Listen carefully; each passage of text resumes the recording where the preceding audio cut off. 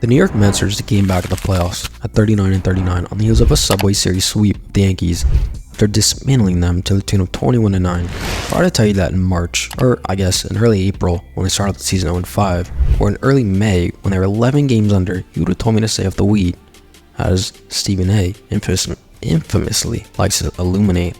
Now listen, it's been a tumultuous start of the season, obviously, but for them to be here is incredible. It really is. And it's worthy of a look. Let's delve into it. Now, as you may know, what sparked this run was obviously Grimace. So that's it. Final answer. Yes, a fictional character who threw out the first pitch at Citi Field against the Marlins.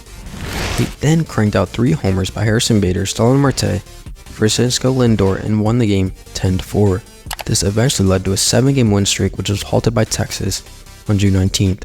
In totality, since recording this, they've won 13 of 16 games, which puts them with the best in all of ball, ranking first.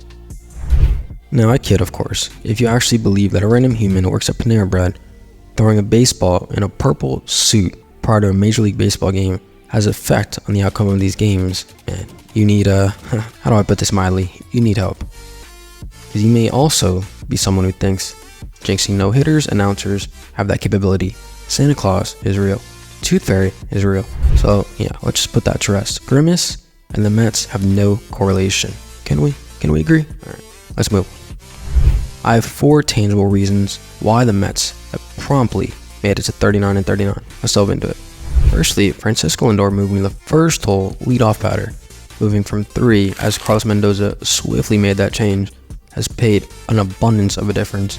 He was hitting around 200, actually hitting 195 during that stretch, and since he was moved to the leadoff hitter, he has a slug over 500 as opposed to scraping 400 in the 3-hole. Now, obviously, no team can compete with their big guy, our highest paid player not living up to it, and this team is no different. So once he got rolling, it was definitely the impetus, or part of the impetus as to why this team got going. Now, my second reason is 22-year-old catcher Francisco Alvarez. Now, obviously, as I mentioned, the run started on June 12th and essentially coincided with his return from the IL, which transpired on the 11th. In totality this season, they're 22-9 with him behind the plate. His an OPS of over 900 and an average of over 300. The disparity between his production and his backup, whether it was Luis Torrens or once upon a time Tomas Nido, could not be more drastic. He was hitting 4th in the Subway Series. The third reason for me is Mets' resurgence is JD Martinez. Now his production should not come as a surprise. So he's on his hit for a decade going back to 2014 to his days as a Tiger. However, given his age at 36 and his lack of reps in spring training since he signed late thanks to super agent Scott Boras, it would have been plausible to think that this could have been a down year for JD, but he quickly debunked that, and his presence in the 4 has completely lengthened this lineup. Backing up Pete, Nimmo, and Lindor, he's been an on-base machine to the tune of 370 with 6 homers since that famous Grimace pitch we keep harking back to. It would be hard to fathom this team being anywhere near where they are right now without him. His .628 slug in his last 15 games also ranks 7th in the National League. The fourth reason, and the final reason for me, in my opinion, has been the manager, Carlos Mendoza. Now, you may scoff saying managers don't have a major impact to sway games, and I agree in general, but there are specific cases where they do. And for the Mets in this, pertaining to this occasion, I believe it did. As I alluded to, moving Lindor was a crazy good move, and there was no precedent for it, as Lindor only hit leadoff back in his days in the Guardians.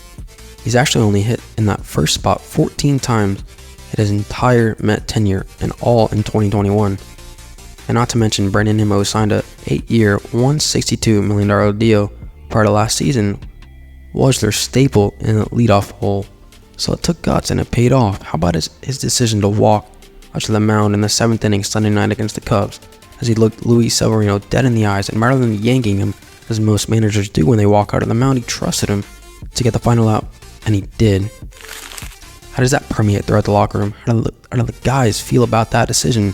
It's going to sway them. It's going to gain confidence with him. How about his decision to demote Edwin Diaz from the closer role in May during his struggles, or his decision to trot Mark Vientos out at third base every day instead of Brett Beatty? Man, he's been an A+ manager for me this far. So there you have it. As much as we want to laud Grimace, I know it's a fun story, but how about we actually laud the players on the field, the tangible reasons as to why the Mets are firmly in the mix and look like a real legit team.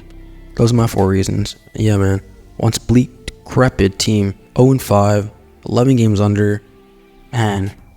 Now, whether or not they can sustain it is a different story. But relish in the moment right now, Mets fans. Y'all got your team a squad. Alright, what do y'all think? Are the Mets a playoff team? Thanks for watching.